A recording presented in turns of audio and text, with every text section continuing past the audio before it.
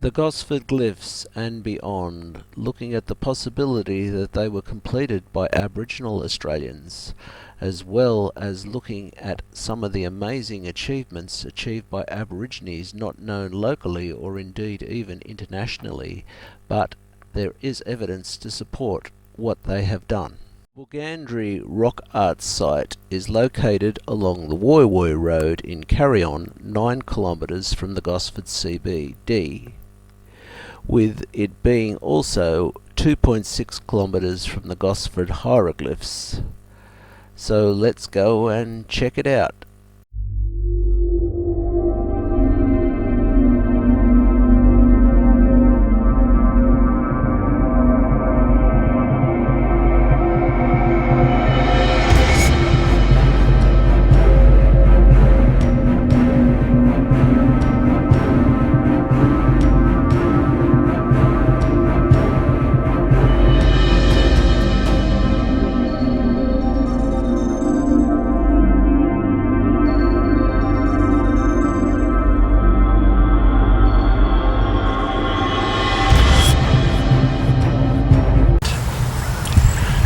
Not far from the Gosforth Glyphs is this place, the Bulgandri Aboriginal rock carvings, a site that is dated between 200 and 2,000 years old.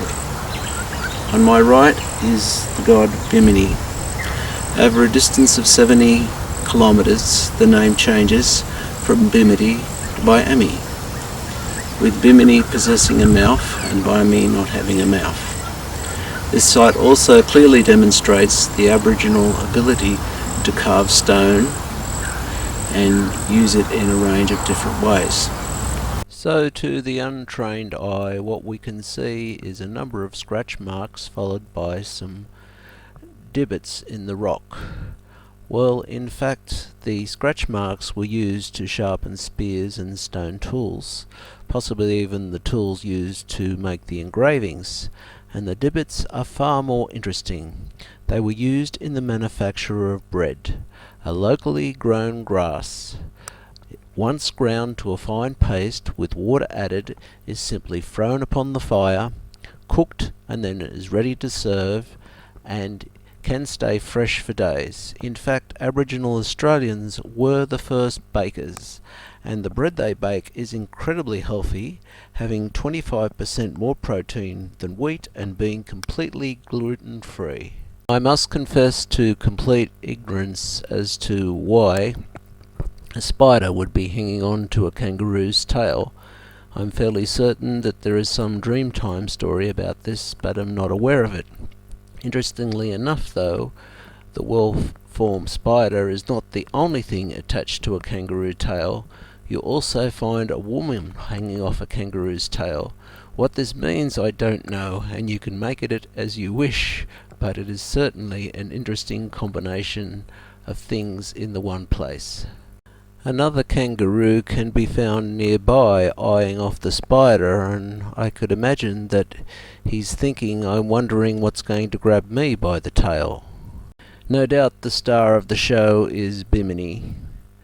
Being upside down in the southern hemisphere and visible in the night sky in the constellation of Orion, or known as the Big Dipper.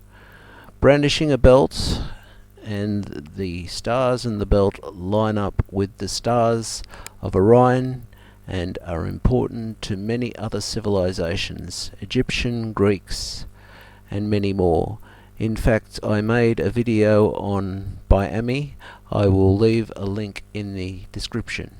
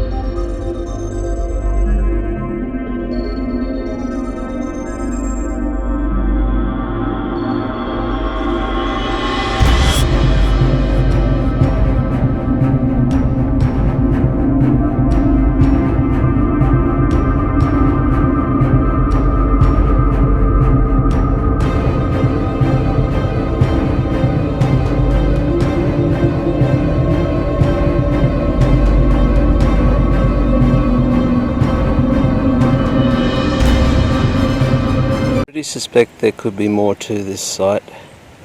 The rock escarpment is covered in leaf litter and stones, and if it was ever to be cleared away, I'm sure it would expose more artwork. Very near to the site is a tree that has been stripped of bark. I believe this to be far more modern than the site itself, although, depending upon the rate of tree growth, could be quite old. Aborigines made baskets in this manner for transporting different sorts of foods and berries, and even at times children. The story of a wooden carrier basket reminds me of the story of Gosforth Glyphs in the Northern Territory. Located some 198 kilometres from Alice Springs and 500 kilometres from Uluru is the 22 kilometre wide crater, which was believed to be caused by an object some 600 metres in diameter that struck the Earth 142.5 million years ago. That, of course, is the scientific account, along with the fact that it wiped out all life within 1,000 kilometres when it struck. However, the Aboriginal account is somewhat more interesting, but very, very similar. The Star people had their baby in a wooden basket, and the lady carrying the child got careless, and the basket fell to earth, and the baby buried itself very deeply in the earth. And that is why the stars shine at night, because they're looking for the lost baby. But when you think about things, an asteroid or a comet is the star people's baby. So that is a surprising insight into what caused something well before Aboriginal times. And just 37 kilometres from Alice Springs is the Ringa rock engravings. There are more than 3,000 different engravings, and they're believed to be as old as 30,000 years old. And a piece of advice, be careful of the dunes when you drive out there. It's probably worthwhile putting an antenna up or something, because people do drive too quickly. But if you do choose to go there, it is well worth the trip, and I thoroughly recommend it. From end to end in this country, there is evidence of artwork on stone and in caves done by Aboriginal Australians. Normally these are pictures of animals, pictures of gods, pictures showing the internal organs of animals. Also, they are used to predict the arrival of rain by what is happening in the sky. And despite what is often said, Aborigines did have a system of written language. There are two very good examples of this. Firstly, the artwork in Carnarvon Gorge speaks of too many dead children. There must have been a plague or something of that nature go through, possibly thousands of years ago, and the event was recorded for all time. Another example is the message stick. A knowledgeable person would burn a message on a piece of bark or a piece of wood and give it to a person to deliver. The message would be delivered to another person quite some distance away. That message would then be understood by the person, with the additional convenience of a person carrying a message stick had right of transit through lands they normally would not have had permission to travel through. And then there is a recording of events in Kakadu. In the Salient Facts is a picture of a fluorescein, better known as a Tasmanian tiger. Despite the fact that no bones have been found, there is a perfectly illustrated picture of the animal, and it is believed that the animal once roamed freely across the Australian continent. In that period of history, sea levels were much lower, and it was even possible to walk to Tasmania. But as the glaciers retreated, sea levels rose, and today too, for different reasons, sea levels are continuing to rise. Aborigines also did choose to record unique events, one of which was the arrival of a Dutch ship. The name of the Dutch ship was called the Arnhem, and in a location that I've been sworn to secrecy on a cliff face, is a likeness of the ship together with a hand. I do not know the reason for the hand, but it's basically recording what they would have seen as a strange and interesting event. There is another rock art site close by to the Bulgandri rock art site, being that of the Kringai Chase Basin rock art site. I cannot help wondering while driving how many more art sites there are. It seems the more you explore, the more you find. The rock art site is 40.9 kilometres from the Sydney CBD and 77.5 kilometres from the Bulgandri rock arts. The Kringai Chase National Park is a real treasure, a beautiful tree-covered grove with sandstone cliffs along the Hawkesbury River. However, the welcome is not a friendly one.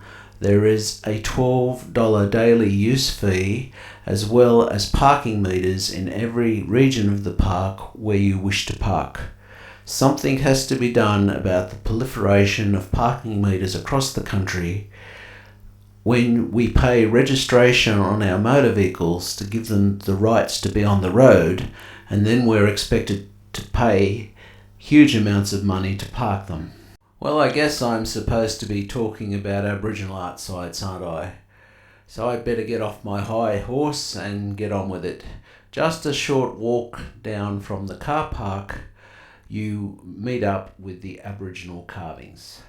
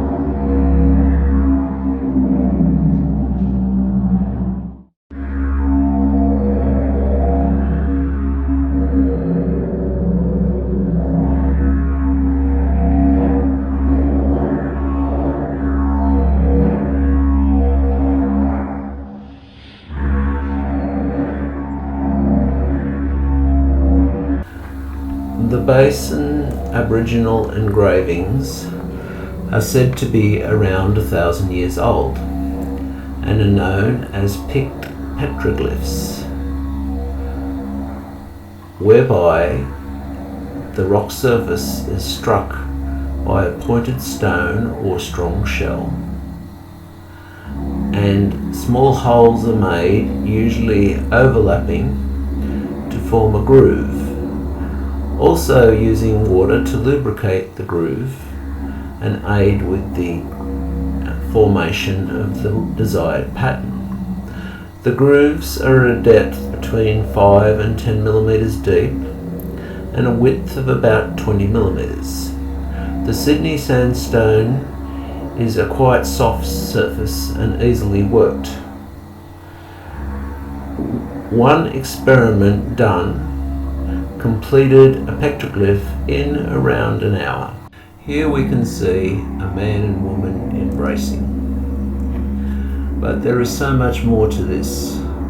These engravings are stories, animals and people from the Aboriginal Dreamtime. For Aboriginal people, the engravings are a link to the past, a link to the ancestors and their creation stories. and a link more importantly to the land around Sydney and indeed the world itself. The group contains a man wearing a headdress with a fish in one hand and a boomerang in the other, and on the right is a small dilly bag and what may be a fishing net. Next to him is a woman and a coolaman. In front of them are two men wearing belts between the men and with a human footprint of the mungo can be found amongst the peninsula. This is an uncompleted figure on the top left. The site also is graced by the presence of Biami, but unusually Biami is not wearing a belt.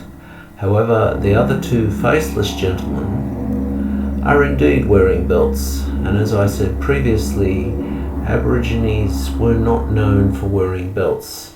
Was this some sort of Biami duplication or some other form of spirit?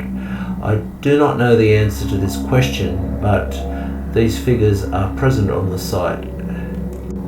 Here we have a well-carved man next to a turtle, and very possibly a smaller turtle. The clarity of this image makes its interpretation very difficult, but does give a clue to the age of the site and the weather erosion over the history of the site. This image is so faded as to be beyond my interpretation. However, the faded images of wallabies are clear enough to identify them, along with a good assortment of fish and probably many other things that would become visible with further study.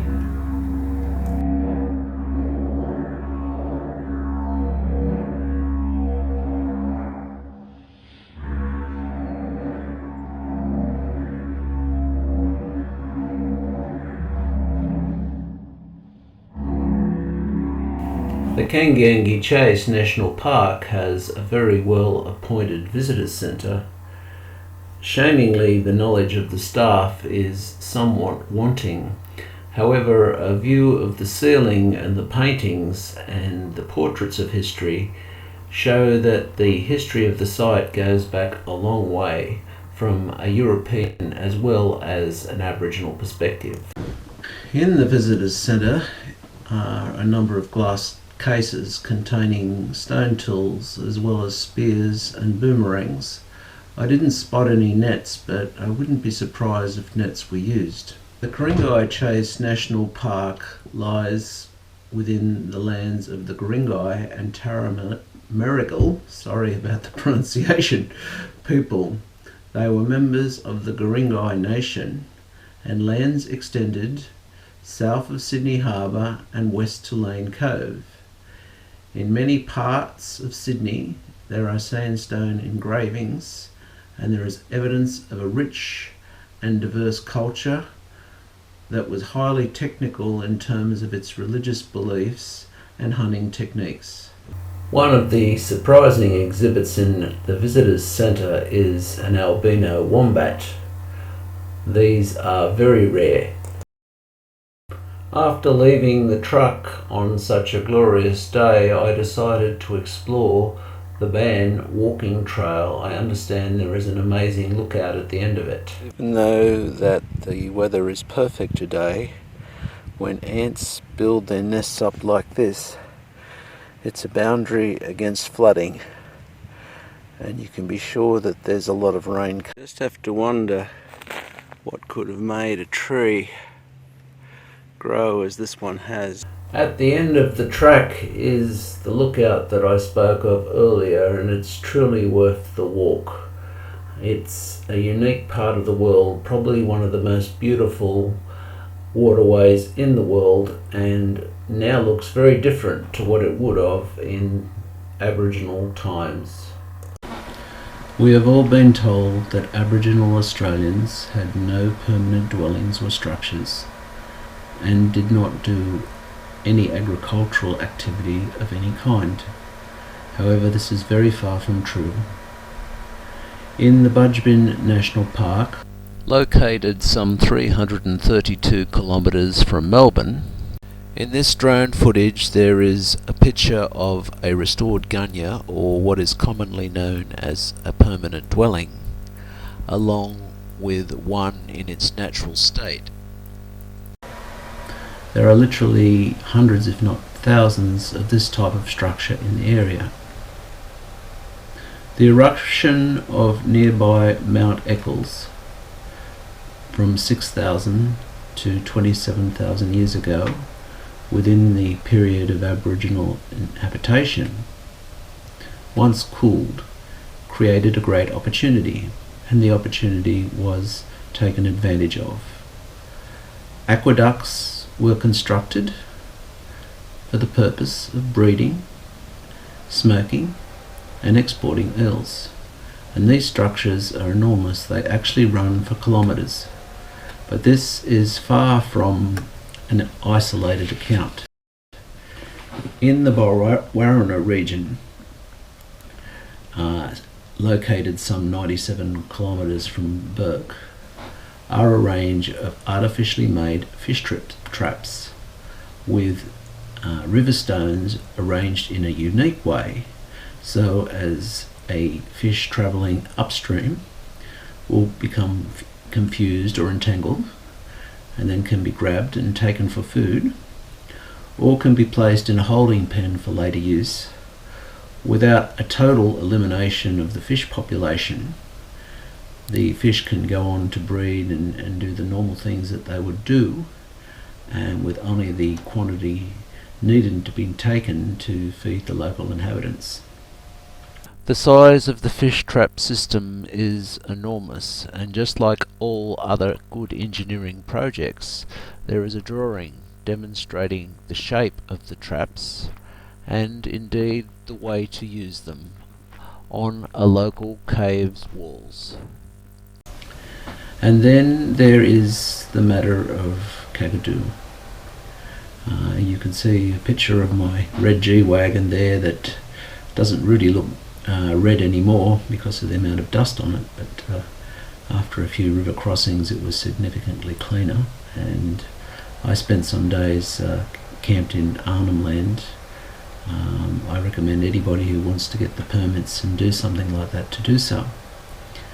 You can see here a chunk of raw uranium.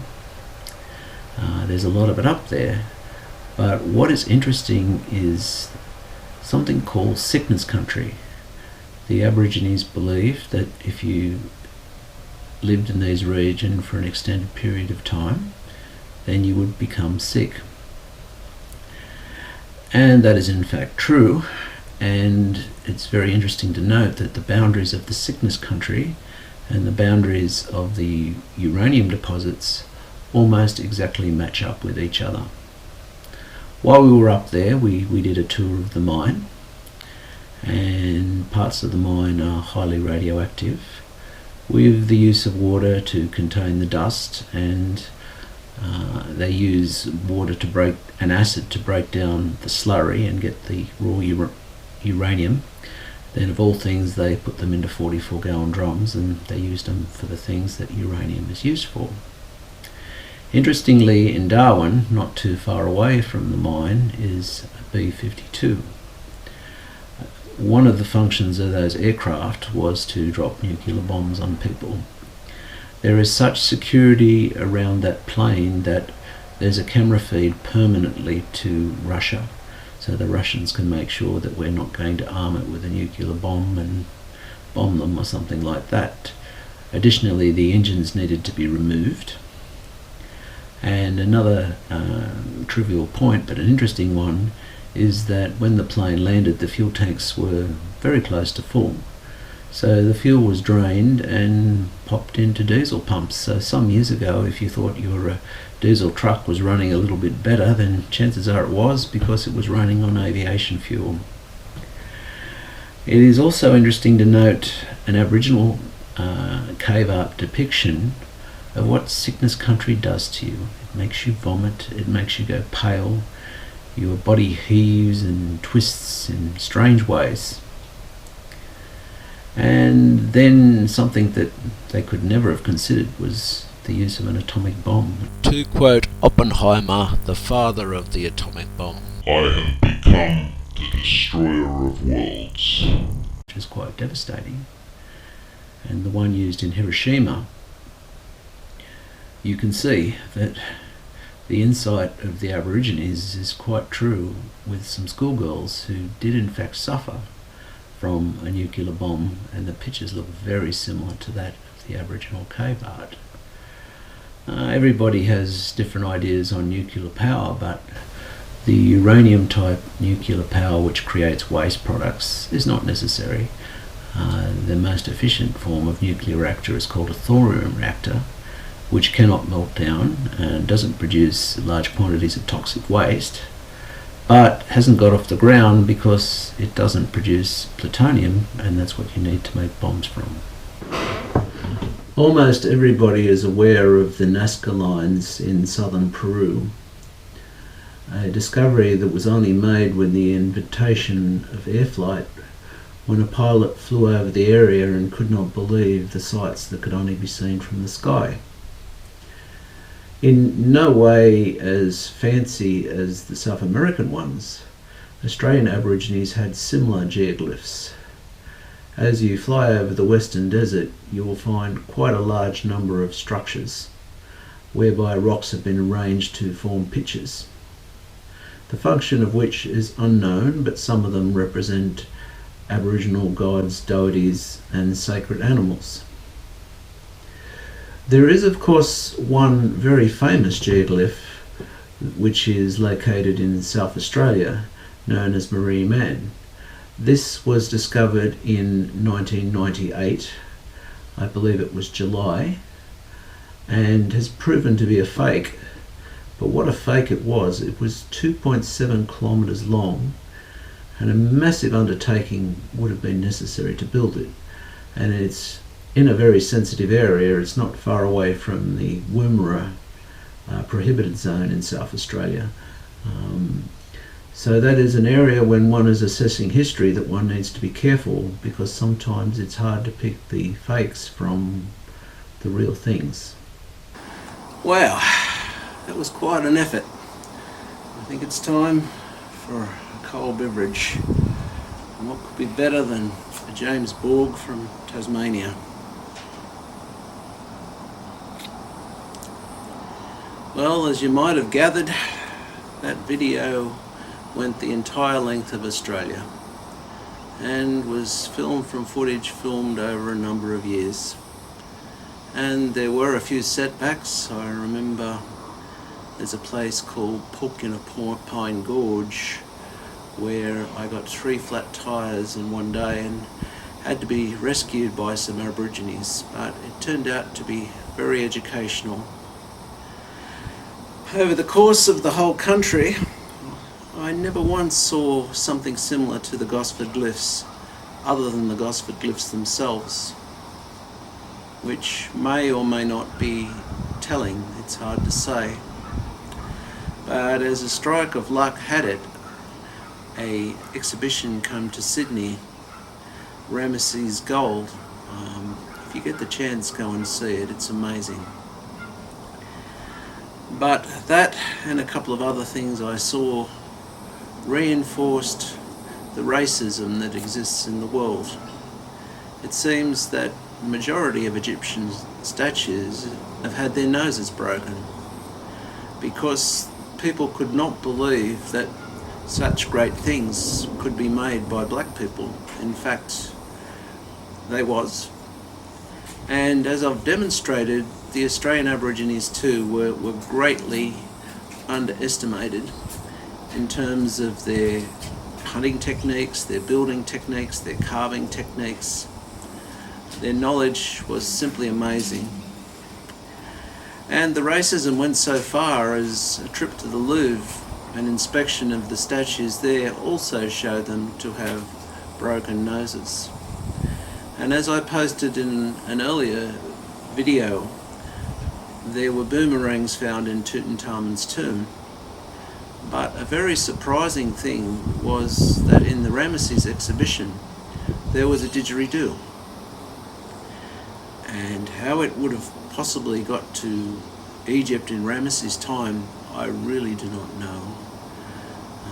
But there's other evidence to support travel between Africa and Australia also. The baobab tree is not indigenous to Australia. It come from Africa.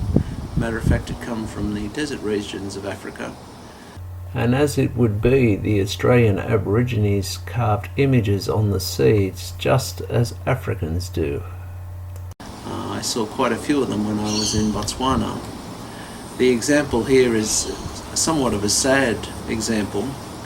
It was known as the prison tree, whereby the police would capture Aborigines, and a hollowed out section of the tree had a door placed on it, and it was used as a prison. They say that the baobab tree would have travelled to Australia some 70,000 years ago, so it definitely predates the Gosforth Glyphs.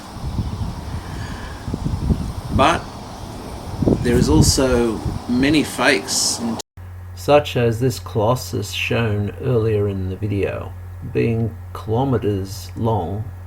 But at this point, I would like to wish all my viewers a happy and Merry Christmas, and may 2024 be everything that they wish it to be. Cheers.